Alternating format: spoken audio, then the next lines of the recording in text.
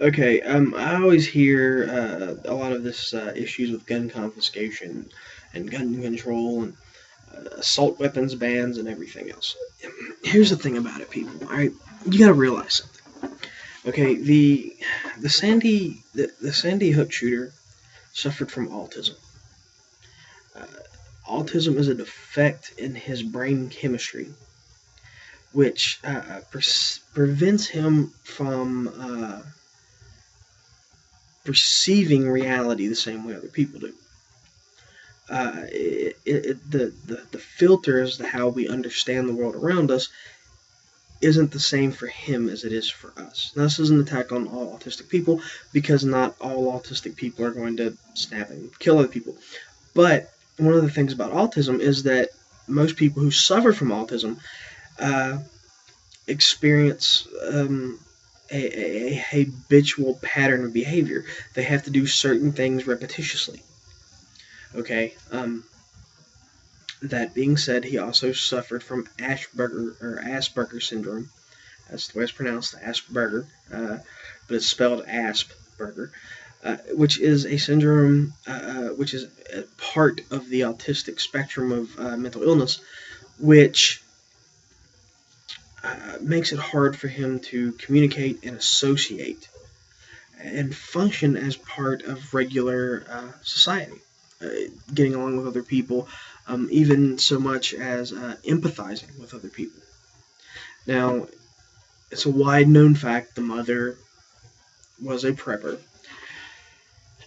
and she had taught her son to shoot a gun.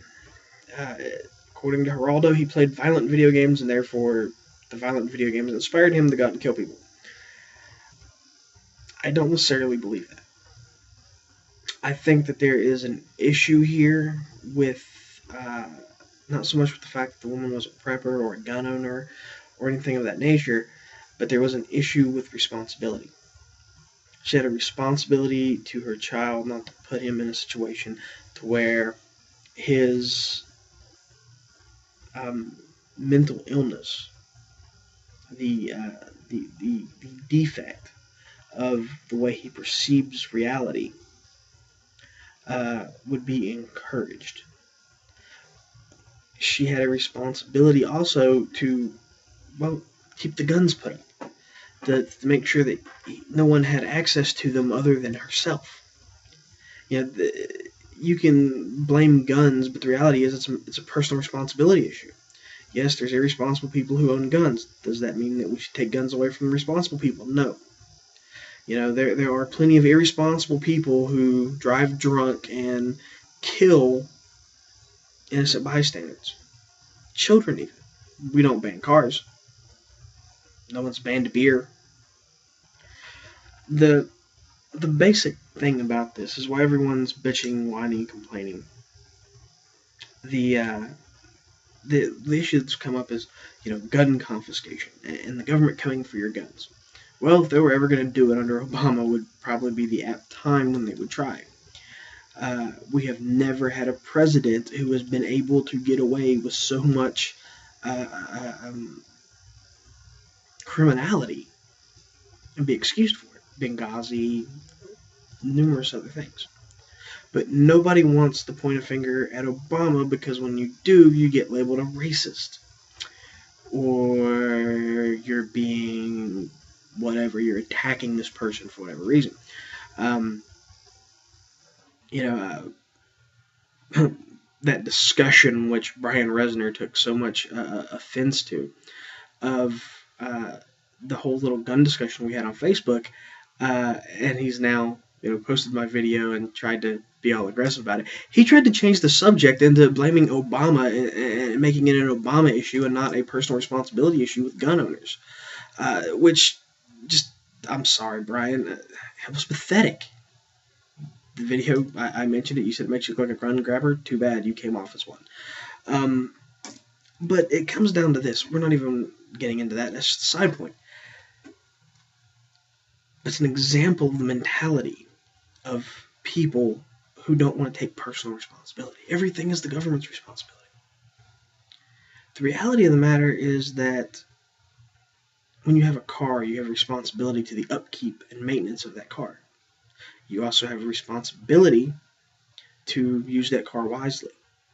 When you have a child, you have a responsibility for the care and education of that child. Yes, government produces schools. There's public schools out there, and their job is to teach your children. But it is your job as a parent to educate them, to inform them. And, well, our actions are what we are teaching our children. Now, I'm not going to say what type of prepper the mother was. I don't know. There's a lot of people out there who are quote unquote preppers who just really aren't. There's a whole issue in the prepper community with gun preppers, people whose only preparation is going to be locking and loading guns and going out and robbing people. That's not prepping, that's planned criminality. And the fact of the matter is, it doesn't matter what excuse you want to use. You can blame mental illness, you can blame bad parenting, you can blame guns, you can blame any number of things. And I'm sure all of those were a contributing factor, including video games and anything else. But it's not one thing that was the cause. It's several cumulative things. All this being said, all of this comes out to one very, very important issue. The question of whether or not police and military will try to actually confiscate guns when told to confiscate guns. Now, so many people point to Katrina and say, well, that was an isolated incident in a liberal city with a liberal gun-grabbing mayor who overstepped his bounds and declared a state of martial law and put police and National Guard to confiscating guns and yada, yada, yada. And that's fine. But here's the thing about it. There's actually a formula psychologically that explains why they did it. And more so, it explains why the Nazis murdered millions of Jews, why the Russians under Stalin murdered millions more. And yeah, we can say, okay, that was the Jews. But we forget they also killed Catholics, Protestants. They killed pretty much anyone to get to what their goal was, their agenda. This country at one point in time during the 60s and 70s was ready to tear itself apart. We're getting to that point now. And we're still here. There's still a divide. There's class warfare going on, but not in the way that people think. It's not the poor rising up against the rich. It's the poor dragging down the middle class and the rich stomping down the middle class to feed the poor so they can keep being rich. Do you really think a multi-billionaire gives a shit about raising taxes on his business? No, he'll just have more people to cut corners and save money. And that's basically what happens. That's the way economics works. That's the way it's always been shown to work in the past. But when you get into the issue of whether or not, the police or the military would go out and be involved in gun confiscation or commit illegal acts or anything else, everyone says, no, they're good people, they're this, they're that. I'm going to put up an excerpt here. It's about an hour and 10 minutes long. It comes from the video off of YouTube, The Lucifer Effect. You can watch the whole video, and I might put a link to it here.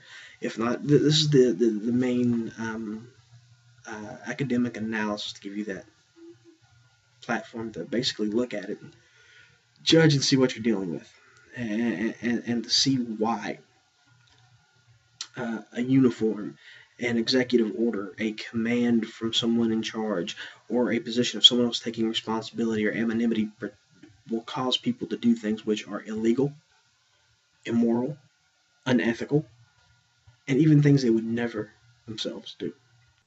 And the key in the Lucifer effect is that these good people are transformed, they're corrupted by powerful situational forces. And that's the main part of the talk today. Well, what are those what is it about some situation that could make us do those things? And the foreshadowing is it's only by recognizing what are those powerful situational forces that we can avoid them, we can change them, we can reduce them, and that's the best way to deal with evil. It is not by identifying the evil witches, burning them in oil, or getting them to confess, or torturing people, because we've tried that. did that, and it doesn't work. One definition of evil, a simple one, is evil is knowing better and doing worse. For me, a psychological definition is evil is the exercise of power to intentionally harm, and this is psychologically, to demean, debase, degrade, dehumanize other people, to hurt physically, torture, abuse, or to destroy mortally, to kill people, or symbolically to kill ideas, to kill religions, concepts. Now, obviously, there's a lot of debate because evil is relative. You know, a suicide bomber who's a terrorist to us and does evil things is a freedom fighter to the other side. So again, evil is it's relative to a time, to a place, to a nation. But the bottom line is, evil is it's this exercise of power, and it's really to put cruelty into the world and demean human dignity. The question is, why are we fascinated with evil? I think it's about the power. It's about the person who does evil is demonstrating to us that he or she, or the group, has power to control and dominate other people, animals, or the environment, nature, and especially when it's creative, unique, or absolute and raw, because especially when it's unimaginable, you can't imagine doing it. So the evil of 9/11 was you cannot imagine first somebody weaponizing a commercial airline, and then that airline going into 210-story towers and vaporizing them before your eyes. I mean, in a way, that's the most extreme evil we've ever seen. I don't think we're really interested in the consequence. I don't think we're interested in the fact that people die or suffer. It's really that first step. It's the process of the power. So I'm going to begin with a case study. If this was Mass General and you were clinical psychologists, we would begin by saying, here's a patient we want to understand. So we begin with a case study. And we bring what is all the evidence we have about this person, so we all agree, here's the content, here's the evidence we want to deal with, make sense of. So what I'm going to show you is what I call digitally documented depravity. These are the pictures that soldiers took. Because everybody has a cell phone camera or a small digital camera with no censorship, you don't have to send it to a lab, you do it yourself. You can take thousands of pictures, you can put them on a CD, you can circulate them as these were. Some of these are on screensavers. And you take pictures of everything. You take pictures of dead people. You take pictures, of people in mass. You take pictures beating up people. You put yourself in the pictures. You take pornographic pictures. This is now part of our society. I call these trophy photos, and in the book I have a number of different explanations of what trophy photos are. They're like the big game hunters we used to see. Fortunately, with the animal rights movement, you don't see that anymore. Famous people with big swordfish and marlin, or on top of a buffalo and so forth. But all of these are pictures that were taken from the cameras of the military policemen. And what's critical is these are Army reservists. Nobody's told you that. These are weekend soldiers.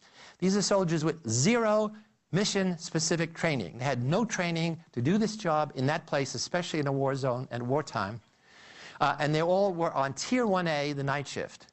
Tier 1A is the Center for Interrogation, where military intelligence, the CIA, and interrogators, civilian interrogators, are getting paid $1,000 a day from Titan Corporation, were there to interrogate detainees. The detainees, they first wanted to know about Al-Qaeda, and they had no information. Then they wanted to know about the insurgency. They went around arresting whole families, a sweep through a village. And so when Ship Frederick began, there were 200 people in that prison, 200 detainees in September. In a few months, there were 1,000 detainees. And you know what that means? It means that you couldn't possibly interrogate them. Because in addition to the interrogators, you needed people who could speak Arabic. You needed translators, and they had very few of them. And so most of these prisoners, as in Guantanamo Bay, just languished there.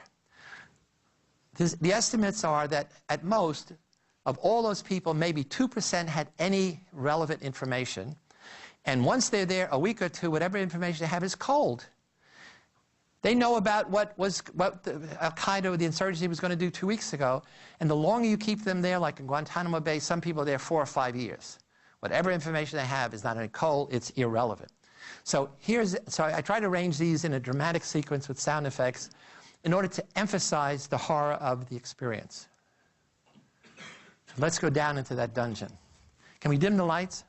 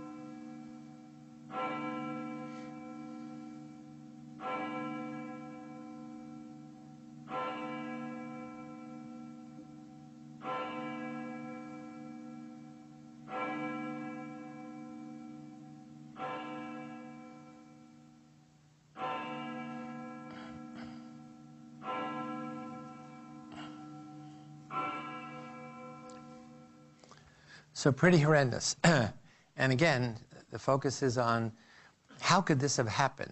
There's no question now that the 7 men and women who were Army reservists in that night shift perpetrated these horrible things, and they put themselves in the picture. They were all guilty. All of them got various prison sentences or with dishonorably discharged. This is Brigadier General Janice Karpinski, who was allegedly in charge of the prison, although she never visited Abu Ghraib because they told her it's a military intelligence hole. She said, okay. You can't be a superintendent of a prison to have a place that's off, not under your control. She was also a military police, she was also Army Reserve Brigadier General, had never run a prison and was put in charge of all the prisons in Iraq. You can think of why they did that, put a woman in charge of all the prisons in Iraq who had never had any experience running a prison.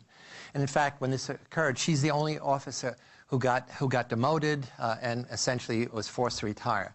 But it was partly her fault because she was never there.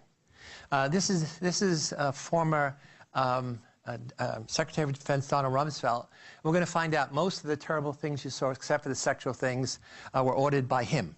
In my book, I have the order that he issued for Guantanamo Bay, and then General Miller at Guantanamo Bay brought those to Abu Ghraib. But it was directly on orders from Rumsfeld to Miller to General Sanchez at Abu Ghraib. And so they want to know who is responsible for these abuses. I begin with a different question, because once you say who, there's only people. And this is a lovely cartoon of the tree calling the apple bad. Lindy Eglin is unfortunately, the notorious young woman who had her 21st birthday in that prison. She's the one with the dog having a Iraqi on a leash.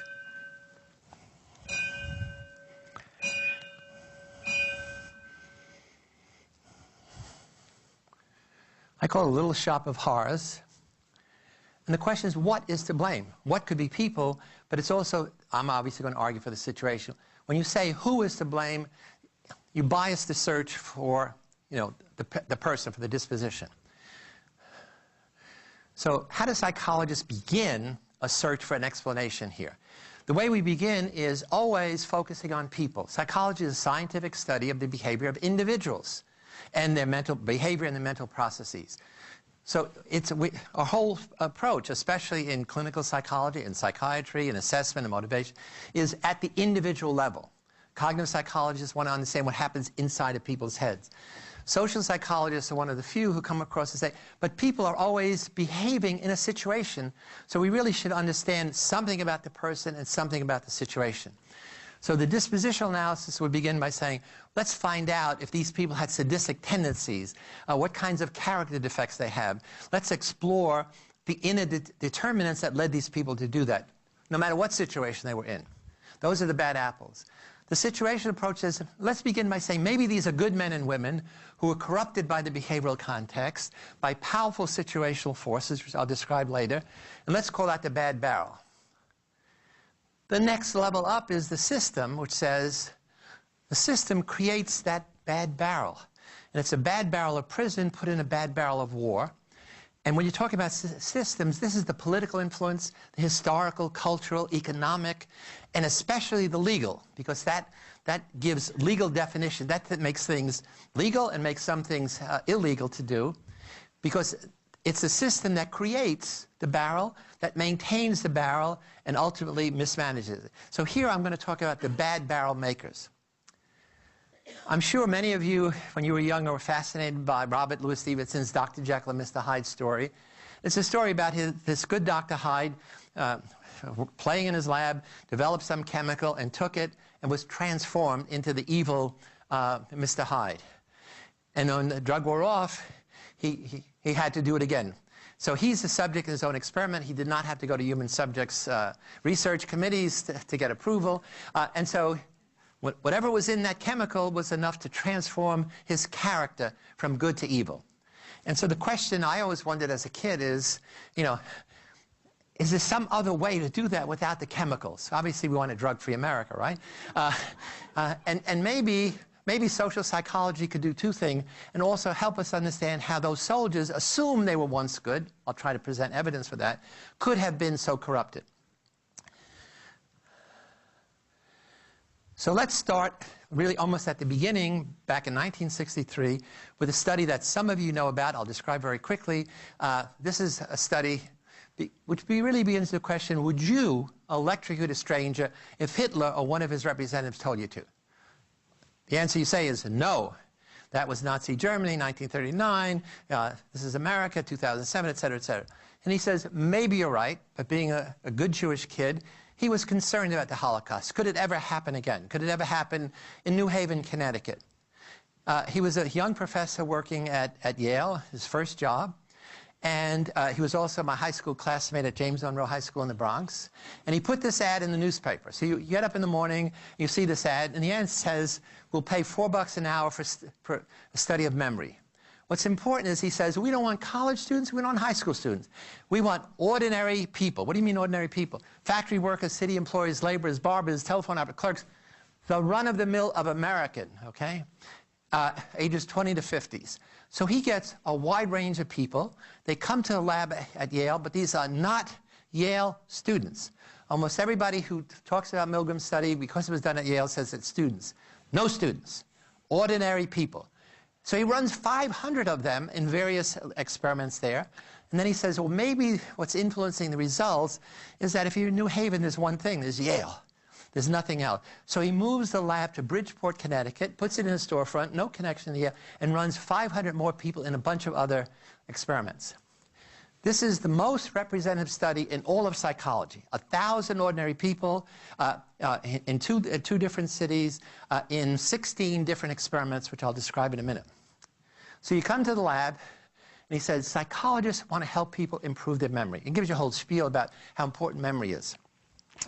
Then he says, we know that rewarding the correct answer improves memory, improves learning. That's what B.F. Skinner showed. But nobody studied the effects of judiciously applying punishment. Make an error, you get punished. Get it right, you get rewarded. Maybe that combination will help improve memory. And we want you to help us. So that's the ideology. The ideology is always the big lie, like national security. And so it's the thing which makes everything follow seems reasonable. And so he says, we want one of you to be a teacher and one of you to be the learner. So now these are good roles to play. And the teacher is going to teach the learner something. When the learner gets it right, you say, good. Learner gets it wrong, you deliver the shock. You deliver the punishment. You don't even say shock, punishment. And you draw straws, and you're the teacher and you're the learner. And we put the learner in a room. We hook him up to a shocking system. And the learner is always, at least when he's running men, he also ran a study with women, is this nice middle-aged guy, like a Dutch uncle. A guy you wouldn't want to hurt in any way. The teacher sits before a shock apparatus, and he says, when the guy makes it right, you say, good, over the intercom.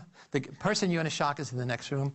But when he gets it wrong, you press a button to deliver the shock. It's a high-tech shock apparatus. You begin with a small 15 volts. He can't feel it. And each successive increases by 30 volts, 15, 45, etc. And he's in there. You're doing this. He doesn't say anything. And he's getting things right. Now he begins to dumb down. And you're going across. Now he starts yelling because it hurts. And he says, it hurts. I don't want to go. It's really terrible. And now he starts screaming. You're a good person. You turn to the experiment and say, who will be responsible if something happens to him? The experiment says, I'll be responsible. Continue. And it goes on and on. The guy's screaming more and more. And you say, I don't want to do this. You know, I quit the experiment. He said, I'm sorry, you have a verbal contract. You must go on. And all the ways you usually use to get out of unpleasant situations are now not working. So the experiment, who starts off as a just authority in the lab coat, he doesn't care what you say. He says, you must go on. You must. And you don't have the guts to say, get up and walk out. You're trying to be a nice person working within the system. And now it gets up for some people to 375 volts. The guy says, I have a heart condition. I want out. I don't want to go on. And you keep complaining, but nothing is working. It gets at 375 volts. The guy screams, thud, silence. And what do you say? Sir, there's something wrong. Somebody should go in and see him. He says, I'm sorry, don't you remember the rules? Failure to respond is an error of omission, which is the same as an error of commission. Continue to shock. Well, at that point, let's do a critical thinking exercise. You're there to help improve his memory. He's either unconscious or dead. Why would you think to go on? So at that point, everybody should quit. We'll see what happens in a minute. But the question is, who would go all the way? The extreme is 450 volts. When you started at 15, you never imagined you're going to get up there. And in fact, when you get to 375 volts, it says danger, severe shock. When you get up to 350, it says triple X, the pornography of power. Okay? You can't imagine you would ever do that. So the question is, this 375 is where the guy screams, there's silence. And if you go on, you shock it. You're giving him the word test. He's not responding. And you're going to continue to shock and shock and shock. Let's look at the data. Oh, before we look at the data, Milgram asked 40 psychiatrists individually living in New Haven, Connecticut, probably mostly at the medical school, what % of all Americans would go all the way? Describing the study the way I did, perhaps without the drama. And they said only 1%. They said that's sadistic behavior, and only sadists would engage in sadistic behavior. So that's the base rate. Anything above that is significant. They could not be more wrong. Why were they wrong? Their whole training is training only in the dispositional analysis. For psychiatrists, everything is inside your head. Sadism, goodness, good and evil, everything, they don't deal with good and evil. Sanity and insanity are in your head. And that meant they ignored all of the situational variables, the lab coat, the roles you're playing, the diffusion of responsibility, I'll be responsible, the rules that are changing. And they ignored all of that to say only 1%. We call that the fundamental attribution error. We do it all the time. Every time when we're trying to understand something where we focus primarily on the person and we ignore the situation, that's called the fundamental attribution error. So here's the data. This is the number of subjects who drop out here. So this is nobody drops out up to 28. And this is the amount of shocks. Nobody drops out to 285 volts. Not a single person quits. And now, okay, now what? what is it? 4 people drop out, 3. And now here's that magical 375. If you get that high, the guy's unconscious or dead, no one drops out, everybody goes all the way. 2/3, 65% go all the way. Doesn't make sense. Except you've tried everything to get out, nothing is working. At this point you say, I shock 1, 2, 3, and I'm out. So giving him 3 more, he's already dead. He doesn't, what difference does it make? He's not going to feel it. But it's the way to exit. So it's not only a study in blind obedience to authority, which is described. It's a study in not understanding how to exit a horrible situation, where suddenly this just authority is now totally unjust. So the result is not 1%, 65%. Well, this is only one study of many that Milgram did, but people said, you know what? Maybe they really didn't believe he was being shocked. The guy's in the other room, he's yelling. In fact, he wasn't shocked. He was an actor. He was a Confederate. It was all tape recorded, all the screams and so forth. Well, so what Milgram did is to say, let's look at what happens let me put it differently. So 2/3, this is 60%. In many studies, it's 2/3. But you could raise it to over 90%, or you could eliminate it. Study 16 is, if you first see somebody like you, a peer, administer the shock all the way, you do it. On the other hand, what happens if people rebel? Study 5, if you see 2 people like you while you're waiting, if they rebel, you rebel. And in these various other studies, it's if you have the guy not remote but closer to you, you don't do it. In fact, how do you eliminate it? Study 1, if the guy says, I want to be shocked, you don't do it. You say, that's sick. I'm not a sadist. I'm not going to deal with a masochist. You don't. But what this is, it really says what Milgram did is he's really quantifying evil. It's almost as if he's putting a human nature dial, and as you turn it, you can have blind obedience to authority go from 0 up to over 90%. The only good message here is that under the most extreme circumstances, there's still about 10% of people who resist. And that's what I'm going to get to at the end, the psychology of heroism. But when people say, if I was in a situation, I would do it, yeah, if you were the rare 10%, the exception to the rule, maybe. But we all can't be the exception to the rule. Okay? So that's what we have to focus on next. Now, a lot of people said, you got the results because nobody believed he was really being shocked, because he wasn't. So 2 psychologists did a terrible study, worse than the Milgram study, because this is the subject that's going to be shocked. You're going to have college students in a class in learning and conditioning, and their job is to condition this puppy. And the way you're going to condition him, you're going to shock him when he makes a mistake. And 20 kids are female and 20 kids are male, and they're going to sit before this puppy and try to condition him. So before I go on, can you imagine any situation that you could be in that you would shock that puppy over and over again? And in fact, you have a switch. Your box has 10 switches. You start with a little shock, and you go up 1 to 10. And in fact, when you press the button, you know what? The puppy is really getting shocked. It's actually a low-level shock, but puppy's pores are sensitive, and the puppy is jumping and squealing. And you can assume he's not a Confederate. He's not, he's not getting paid by the experiment. So you know, press a button is a direct link between your behavior and the consequence. So when you said, no way, I would never do this, I can't imagine. But, whoops, oh. I know. Let's go. So, you're supposed to turn off your cell phones. I never use my cell phone, but, okay. So now suppose the guy in the lab coat, the white lab coat, is not some random guy. In fact, in the Milgram study, he was a high school biology teacher. It wasn't Milgram. He never ran any sub. Here now, the guy is your psychology teacher, and your grade is going to depend on it. Maybe that changes the story. So the puppy is in what they call a shuttle box, and these are electrified grill, and when you press the button, electricity goes in the thing, and the puppy is jumping and squealing and turning. Your job supposedly is, when the light goes on, the puppy has to see it, turn around, and go to the safe area. If he doesn't do it, in a certain period of time, you shock him. And they're supposed to get the puppy to do it. Well, the puppy is not learning that, and you shock him again and again. And so the question is, who would go all the way to the maximum volts? For the men, it was 50% right in front, looking at this puppy, pressing a button. Women, let's take a vote. Caring, kind, nurturing. They're in tears. I'm going to take the puppy home. I'm not that kind of person. No way. You know, I love that puppy. Puppy is the most wonderful thing in the world. 100%. Everyone, 100%. 20 out of 20. Does that mean women are more evil than men? No. Grades are more important.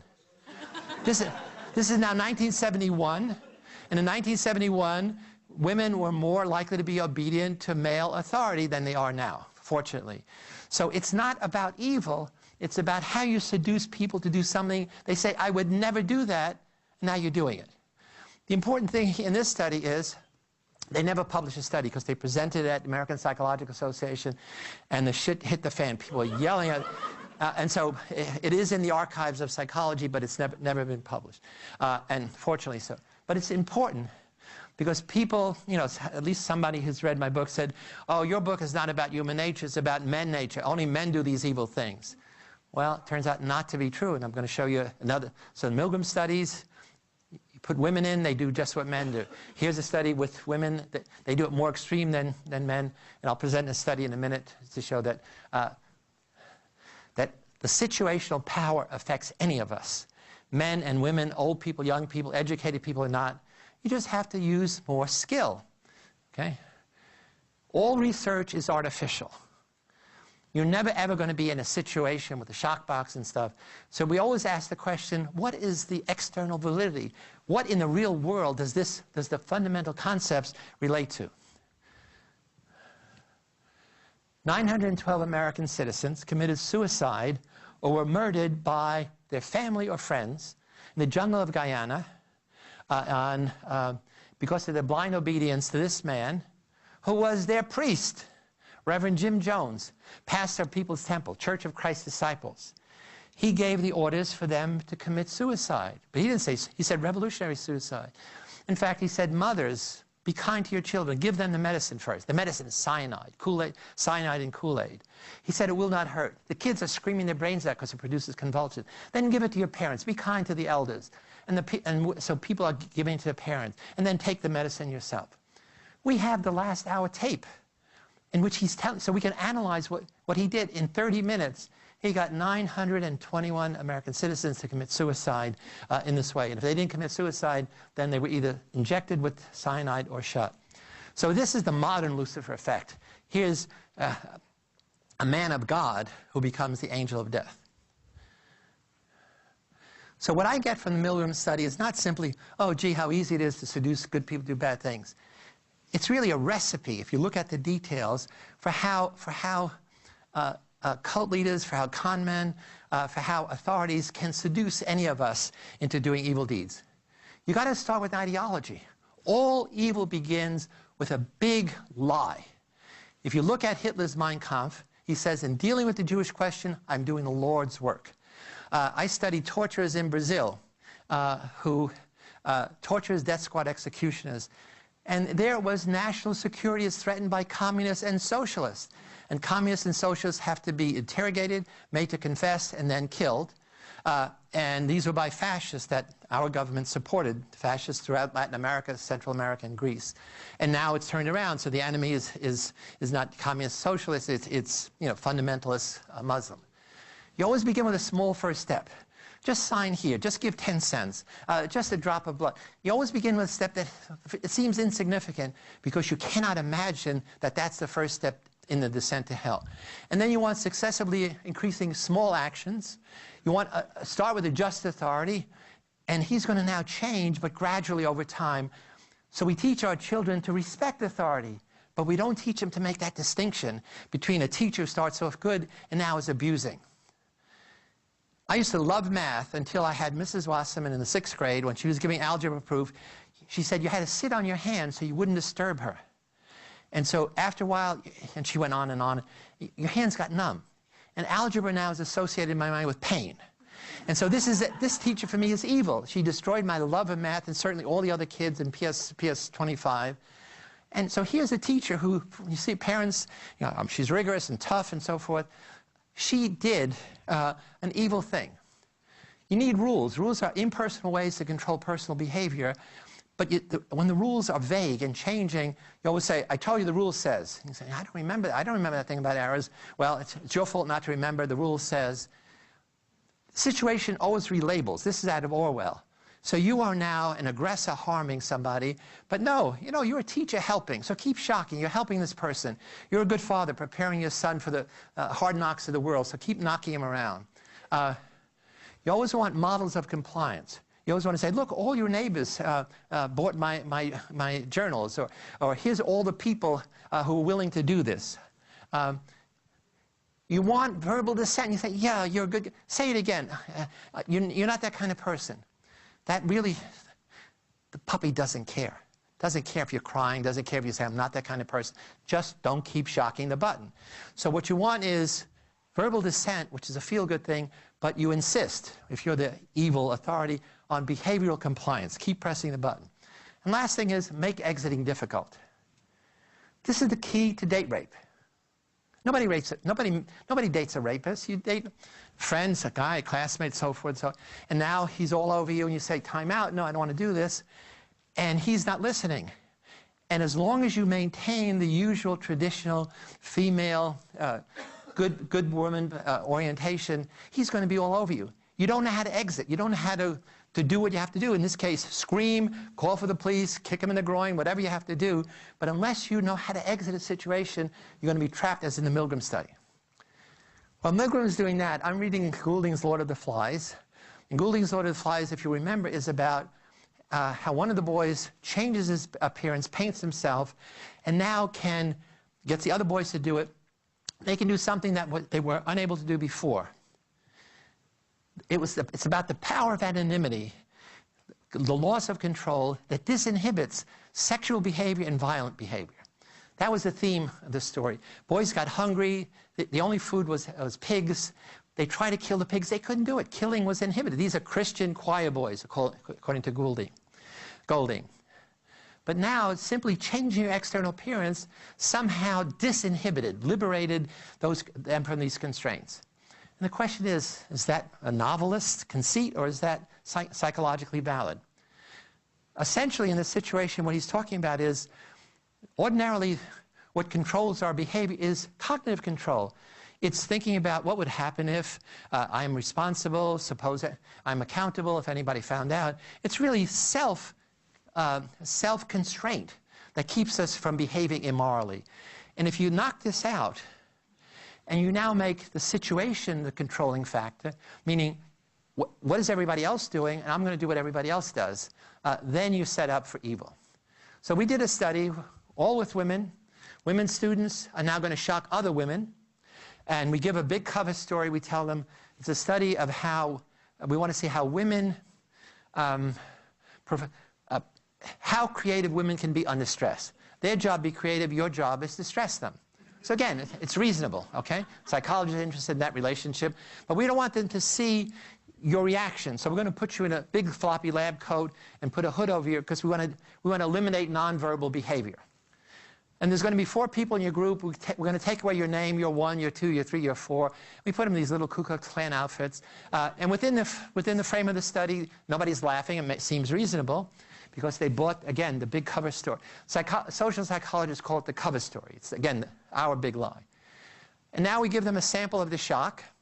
And again, whenever you hear about research, the second question, while you're listening, is what is the comparison group? What is the control group?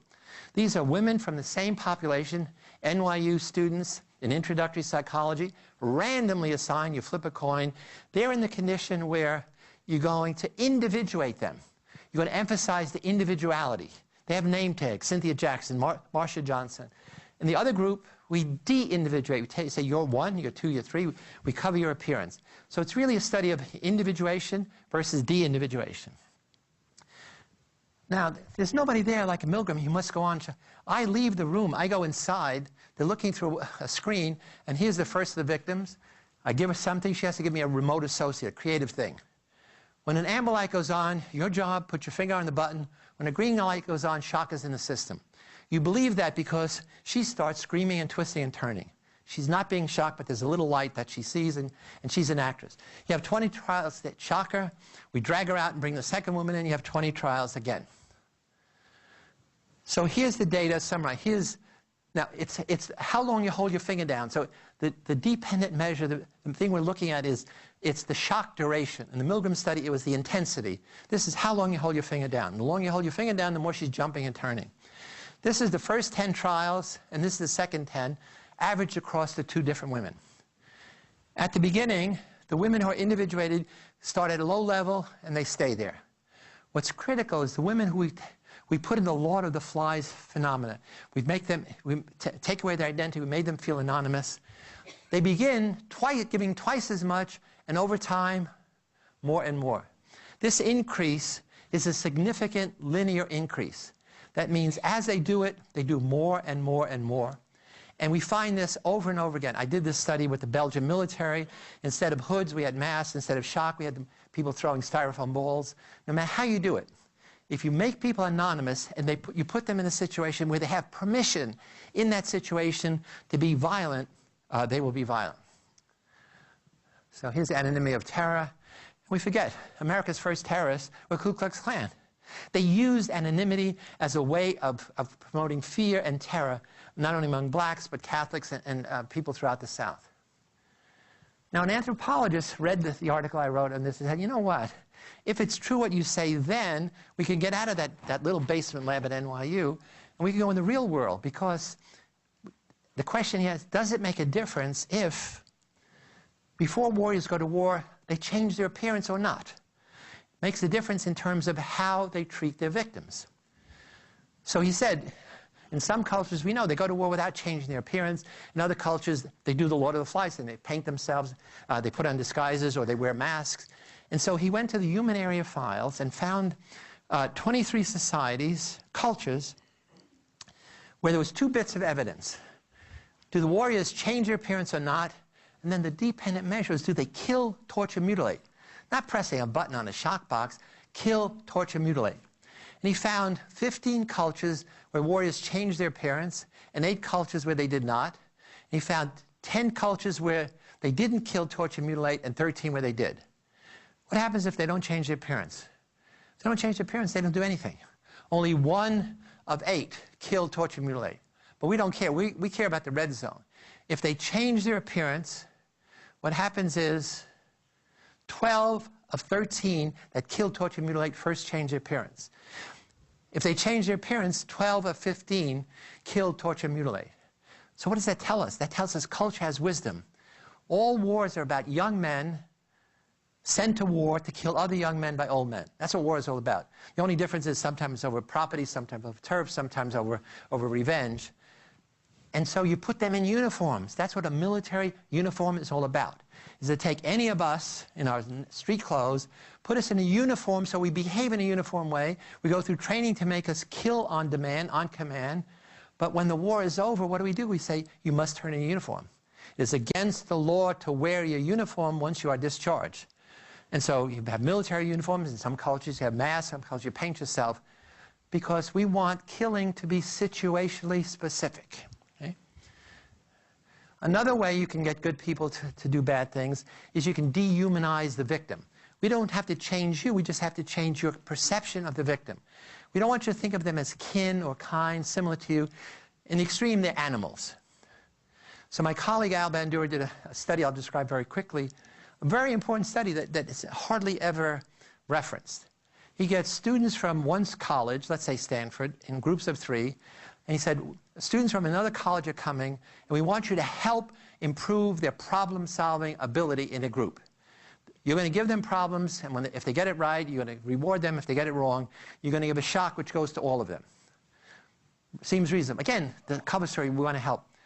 The assistant takes your name, and then he goes inside, and you hear over the intercom, he tells the experimenter, the students from the other school are here, they are ready. You don't know anything about them except the college students, so that's neutral. In another condition, he goes inside, and what you hear him say is the students from the other school are here, they seem to me like animals. We're going to call that dehumanize. In the third condition, he says, you hear him say they seem like nice guys. You don't know anything about them, you haven't met them, except somebody you don't know, it's a research assistant, he's an undergraduate. It says, they're animals or nice guys.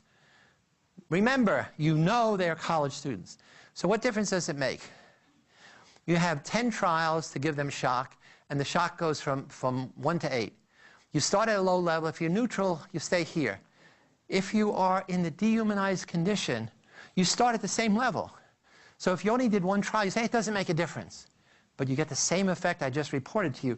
You get a linear increase. They shock, and they shock significantly more over time. The good news is, if you humanize people, say they're nice guys, you get a suppression. It's better than knowing nothing.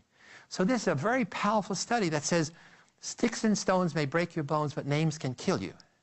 Names can kill you. And that's what prejudice is about. That's what discrimination is about. That's what stereotypes are about.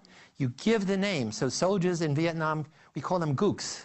I don't know what, I don't remember the name of Arabs now, but it's equal. What? Haji, or towel heads, or something. But it's a way to say you're going to suspend your morality. In fact, Bandura calls it moral disengagement. Good people put their morality in neutral at some times, and then they coast. And when you coast, then it means you're going to be influenced by everybody else in that car. You're going to all the backseat drivers. And that leads us up to the Stanford Prison Study. I'll go through very quickly, and then we'll go back to Abu Ghraib.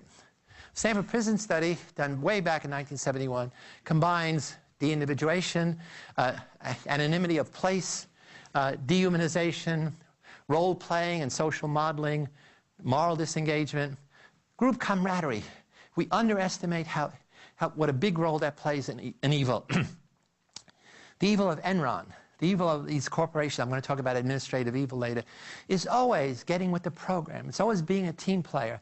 It's never, we'd like you to cheat, lie. It begins with the accountant who says, you know, it's Friday, the numbers are not adding up. You know, why don't you just use this figure? And once you do that, that's the first step.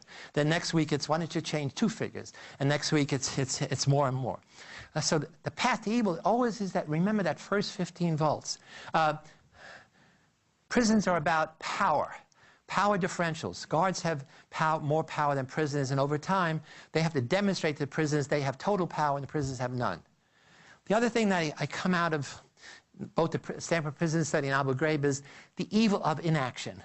It's the good guards never once stopping the bad guards on the same shift when the bad guards are doing these terrible things.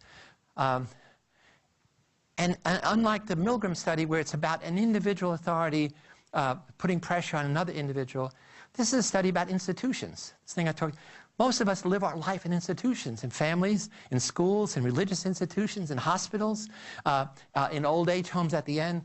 And so it's a question of institutional power to push you in a certain way against the will to resist. And we want to believe individuals have the will to resist. Individuals are rational, individuals who operate from free will. We believe in the dignity of the individual. And so no matter what the situation is, we can resist. And that's what the study is. We put an ad in the paper. We didn't have Milgram's money. We put this little ad in. We wanted people for 1 to 2 weeks study on prison life, but we wanted only college students. The students came from all over the United States because they were in summer school at Stanford and at Berkeley. Only 2 of them were Stanford students. It's called the Stanford Prison Experiment simply because it was done in the basement of the Stanford Psychology Department. We had 75 volunteers take a battery of personality tests. We did interviews, background checks. We picked 2 dozen. Each one was normal, healthy on all dimensions, no history of crime, no physical pathology. And then we flipped the coin. You be a guard, you be a prisoner, you be a guard, you be a prisoner. They were all men. And then we began the study. So that means on day 1, we had only good apples. I'm going to put them in a bad barrel to see, can they resist, or does the bad barrel overcome the good guys? The only thing we did, so with the guards we said, come down on Saturday. We put them in military uniforms. We gave them symbols of power. The prisoners said, wait in the home and wait in the dormitory. On Sunday, the experiment will begin. Prisoner 819 did a bad thing. Prisoner 819 did a bad thing. Prisoner 819 did a bad thing.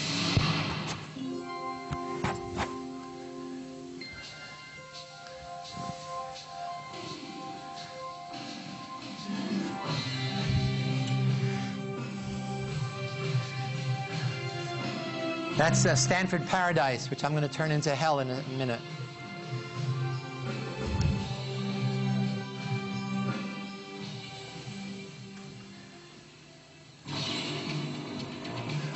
We didn't tell them that the city police were going to come around and do realistic arrests.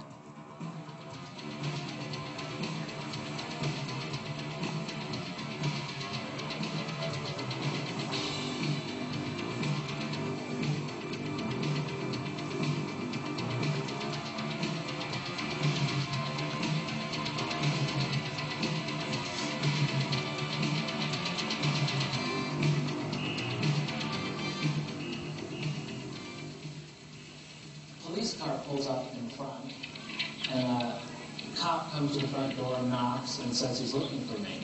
So right there, they took me out the door, they put my hands against the car. It was a real cop car, it was a real policeman, and there were real neighbors in the street who didn't know that this was and there was cameras all around, neighbors all around it. They put me in the car, then they drove me around Palo Alto. They took me to the police station, the basement of the police station.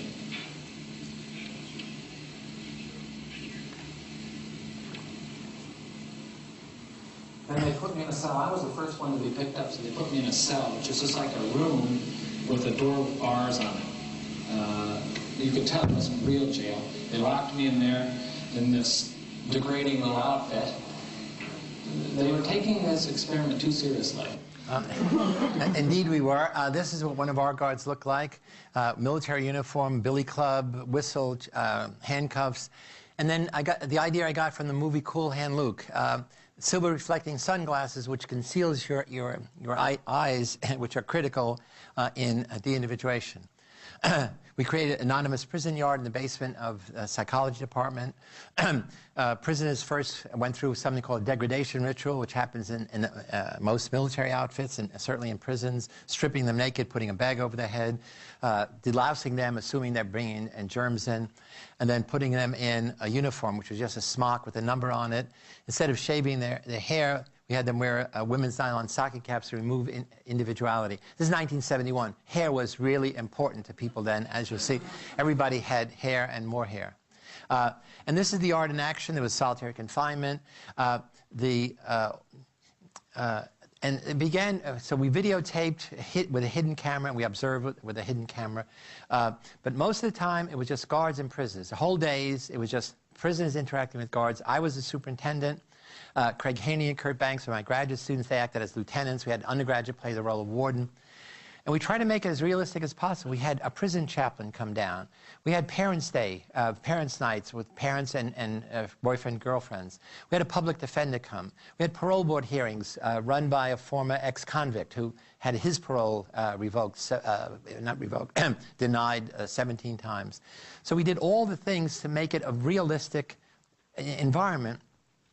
And I told the guards, no physical force. Touching them with your billy club is symbolic of actually hitting them.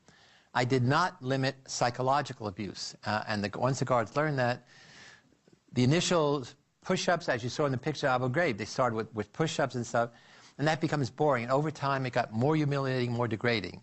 Cleaning toilet bowls out with their bare hands. What men humiliate men, first you strip them naked and you make fun of their small genitals, and then they began to play sexually degrading games. Here are the hooded prisoners with legs chained, awaiting the parole board hearing. The kid you saw, he was the first prisoner to be arrested. He was the ringleader of a rebellion on the second day, but the guards crushed the rebellion physically, with physical force. And he was the first one to break down in 36 hours. And he had been a student activist at Berkeley, an undergraduate. It changed his whole life, so much so that he got a PhD at Berkeley in clinical psychology, did a dissertation on the shame of prisoners and the guilt of guards, and for the past 25 years has been working in the San Francisco County Jail. In the movie we made, A Quiet Rage, he talks about his whole job is raising the dignity of prisoners and trying to minimize the sadism of guards. His breakdown was followed every day after that by another prisoner showing the same kind of extreme emotional distress or breaking out in psychosomatic rash. The study, which was projected to go for 2 weeks, I had to end after 6 days. It was totally out of control. I felt I could not go to sleep knowing what the guards might do, and they did some horrendous things. We have a wonderful website, prisonexp.org, and an even more impressive website we just put up, lucifereffect.com. It has everything about the book, about the movie, that's Hollywood movie is going to be made, about the prison study, about me, and much more. Here it is. So it's lucifereffect.com. I hope you'll go there. Certainly have we have all kinds of special stuff that's downloadable for students. What are the real world parallels? Again, we got to ask that question. Well, The day after the study ended, George Jackson and other prisoners at San Quentin, there was a big escape, they were killed. 3 weeks later, it was Attica. So this little study that would never have been more than an article in a journal suddenly had national visibility, attention. I was invited to address 2 Senate subcommittees on prisons, and the little Stanford Prison Study started to have legs, and the legs keep growing. But compare this with this.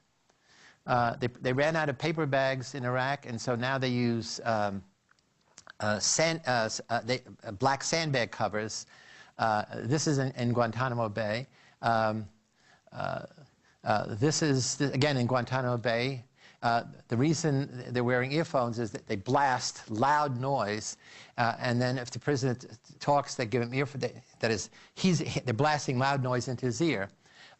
And this is a cartoon about making fun of why torture works as long as you keep it soft.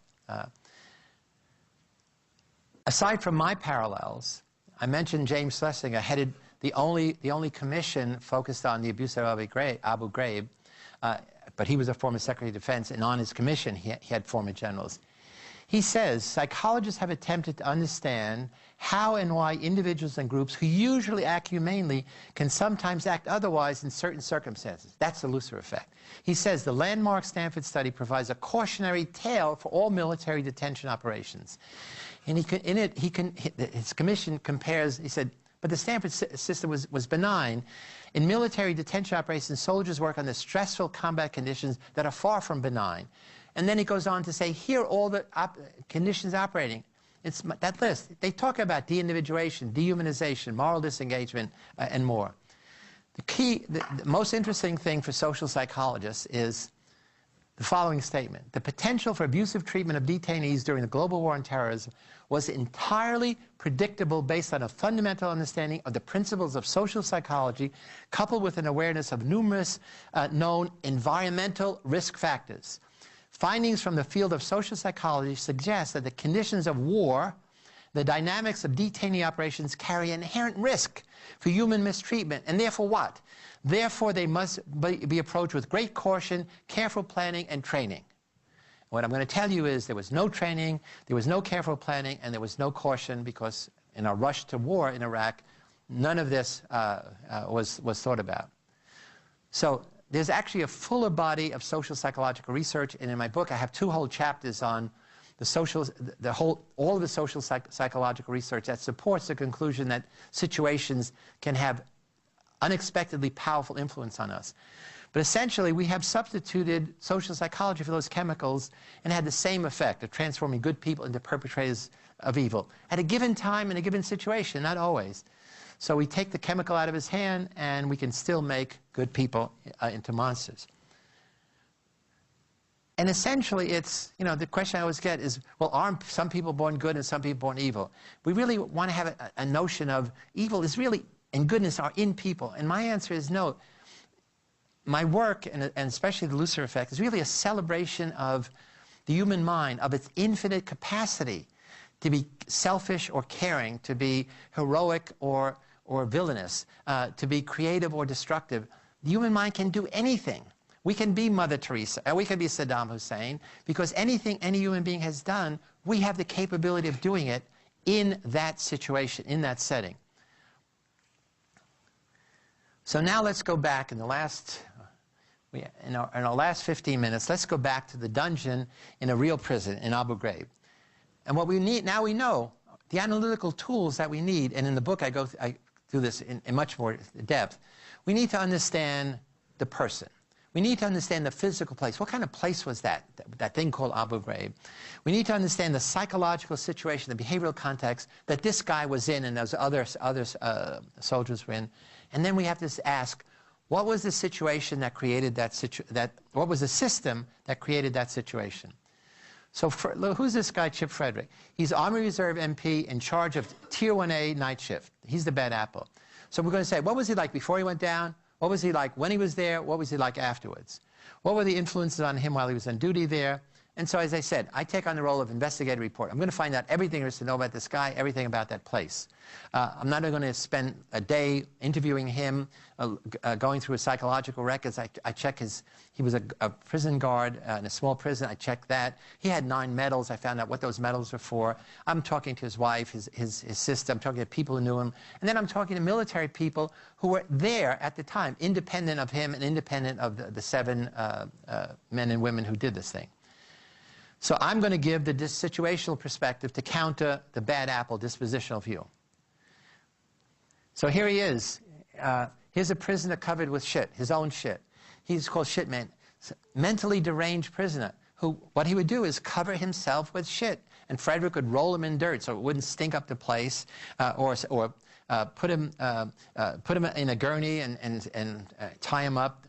He didn't usually do this, but when he was doing it, somebody said, hey, sit down, we'll take a picture. And he was he and one of the women thought of the idea of putting electrodes on this guy's hand and telling him if he fell off the box, he would get electrocuted. They didn't think anything was wrong because it wasn't attached to anything, just hanging in there. Putting prisoners on boxes and hoods was one of the stress positions that Donald Rumsfeld advocated to help loosen up prisoners for interrogation.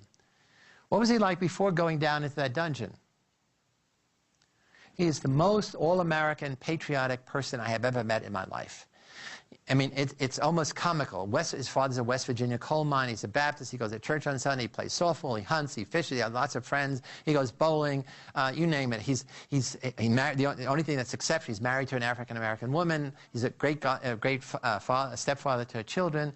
He loves the American flag. He gives it as a present. He puts it out in the morning, takes it in at night. Here he is in Kuwait just before he went down there. He loves the American. He tears up when they play the Star Spangled Banner. He should have been the poster boy for the military, not Pat Tillman, who turns out not to be killed by friendly fire. He might have even been murdered by people in his unit, but we know he was not a hero. And you remember Jessica Lynch. Everything about Jessica Lynch was fabricated. None of the things we knew that she was a hero, it was all a lie, every single bit of it. But we needed heroes, and we created these 2 false heroes when this guy would have been a real hero had he not gone down to that dungeon. So clinical assessment done by Army captain, a psychologist, and assessed in my house. Normal on every dimension. Not a single evidence of sadistic tendencies in any way. All-American young man, as I said, everything in his past says he is, the salt of the earth. Model Army reservist, he won nine military awards and medals, proud to serve. Good guard, I checked his record, good guard in the prison, super patriot. And what about the situation? Everything in the Stanford Prison Study was in operation there. I mean, in my analysis, reading all the reports, same thing that Schlesinger's committee found. I won't go through all. Both of them, the worst things were on the night shift. Why? Because there was never a senior officer in 3 months ever went down to that dungeon at the night shift. It was filthy. It was horrible. It was chaotic. And some of the times at the night shift at Stanford Prison, I had to go to sleep. It was only me and 2 graduate students, and one of the graduate students halfway through the study had to go home. There was an emergency. So it was just me and an undergraduate and graduate student. We're working 24 hours a day. And the guards assumed when it got to the middle of the night, nobody was watching. Sometimes they were right, sometimes they were wrong. And so the worst abuses occur when the cat's away. He worked a 12-hour shift, 4 p.m. to 4 a.m. How many days a week? 7. How many days without a break? 40 consecutive days. And then he got 1 day off in 2 more weeks. What happened when he was off duty? When he was off duty, he went to sleep in a different part of the prison. And so he never left. The stress level, it was chaotic. It was filthy. The toilets were there wasn't toilets, the porta potties overflowing. There were rats running around. It's unsanitary. There were blackouts. And prisoners escaping. So suddenly everything is black.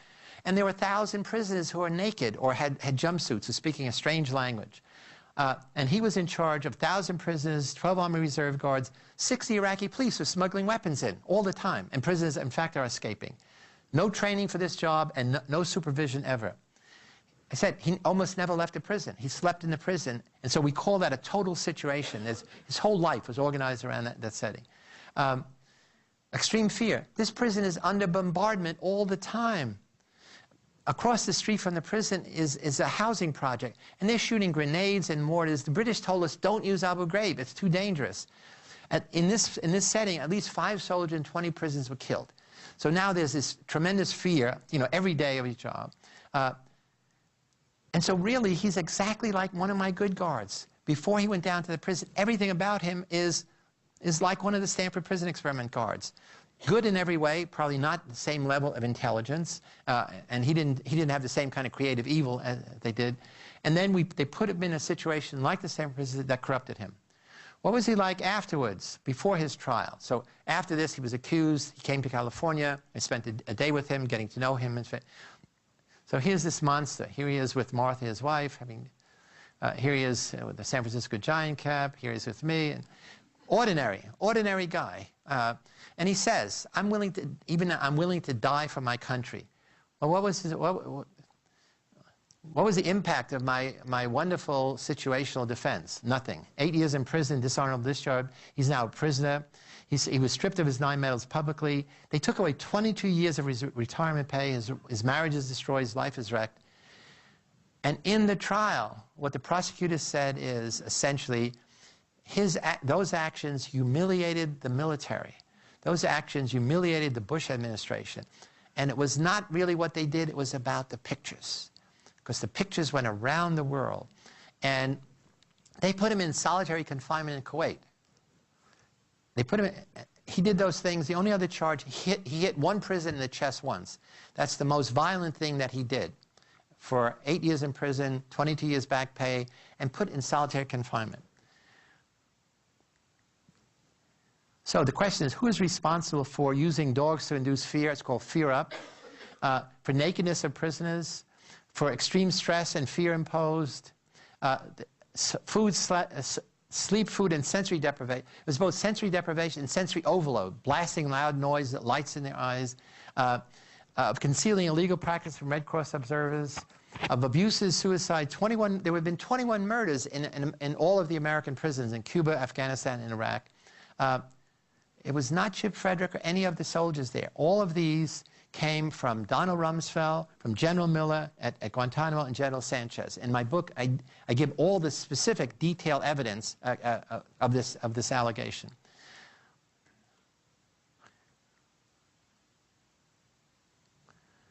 So let's look at the system.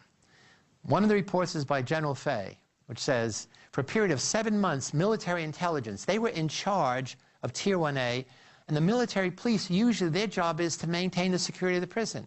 And so for the first time in military history, the military intelligence were seducing military policemen to do part of their job, breaking the prisons, preparing them for interrogation. It's not me. General Fay says military intelligence allegedly requested, encouraged, condoned, or solicited military police reserve to abuse detainees, and/or they participate in detainee abuse themselves, and/or violate established interrogation procedures. The abuses would not have occurred had military doctrine been followed and mission training conducted. It means training of these Army reservists for the mission they were in. The environment created at Abu Ghraib contributed to the occurrence of such abuse, and the fact that it remained undiscovered by higher authorities for a long period of time. This went on for 3 months. Who's watching the store? How could those things happen? It's not one time. This is week after week over 3 months. A lot of the soldiers had those pictures on their screensavers on the computers. It was not undercover. General Fay and General Jones get together and they say there are 7 factors causing abuse. Of those, only one is dispositional. That is, the personal failures of these 7 soldiers. The other 6 are either situational or systemic. They say, looking beyond personal responsibility of the soldiers, there is leader responsibility and command responsibility. They say systemic problems and issues also contribute to the volatile environment in which abuse occurred. Again, the head of Joint Chiefs of Staff said, it's not systemic, it's only in this basement, it's only these guys. There have been 600 accusations of detainee abuse, 190 that never investigated. Of the 410 that were investigated, they cleared with no action, 260. To get down here, only 10 soldiers served a year, 30 served less than 1 year. All the officers get administrative discipline. That means it's a letter saying you shouldn't do this again. Okay? So no officer has been sanctioned other than Brigadier General Karpinski. Systemic means if you have a bad barrel of prison, a bad barrel of war, it's going to affect anybody. This is British soldiers in Basra. They're supposed to be, you know, the salt of the earth. These were soldiers, not army reservists. These were elite soldiers who were forcing prisoners to simulate sodomy and then took pictures of them. The only thing, they didn't put themselves in the pictures. In Guantanamo, there's a book by Eric Saar, S-A-A-R, called Inside the Wire. And what he shows is that we had women interrogators, I guess a Marine dad calls them torture chicks, who would sexually taunt prisoners, take off their blouse, sit on their lap, do lap dancing, pretend to smear menstrual blood on their face, and say, unless you confess, I'm going to leave it on, and I'm going to prevent you from washing it, and you're going to go back, and you know, this is a horror for a Muslim man. And he details the specific things they did. Not by themselves. They didn't go down to Guantanamo Bay and say, oh, I'm going to do... This was a plan, as part of a system plan to break the prisoners, to get them to confess. Administrative evil is a new kind of evil. And I put this in for Jared and for those of you in business school. It's a book by Adams and Balfour. It says, most evil is not done by people. Most evil is done by corporations, by systems, because they can affect many, many people. Public and private organizations operate in legal frameworks, not ethical frameworks. And because of that, they can inflict suffering, various personal losses, even death to people by following cold rationality for achieving the goals of their ideology, their market plan, cost benefit, bottom line. Bottom line is always efficiency and profit. As long as they're not explicitly prohibited by law, as long as the ends justify all means necessary to reach those goals. And of course, you always do it in disguised fashion. What you always have on your side is you have the media, if you have the law on your side in a small town or even sometimes the Supreme Court, you can get away with murder. General Counsel Alberto Mora, when he discovered that the CIA, in interrogating a high-value detainee, spent a month crushing this guy. Again, this interrogation log, everything is written down very efficiently, like the Nazis, was leaked to Time magazine and came out, I guess, a couple of months ago. And he says, after reading this, and this is a really powerful statement, if cruelty is no longer declared unlawful, but instead is applied as a matter of policy, it alters the fundamental relationship of man, and woman to government. The Constitution recognizes that man has an inherent right not bestowed by the state of laws to personal dignity, including the right to be free of cruelty. This applies to everyone. It applies to all human beings, not just in America, even those designated as, quote, unlawful enemy combatants. This, you remember, is how we got around the Geneva Convention. Say, these people we do not have to treat with dignity. These are not soldiers. These are unlawful enemy combatants. And he says, if you make this exception, the whole Constitution crumbles. It's a transformative issue.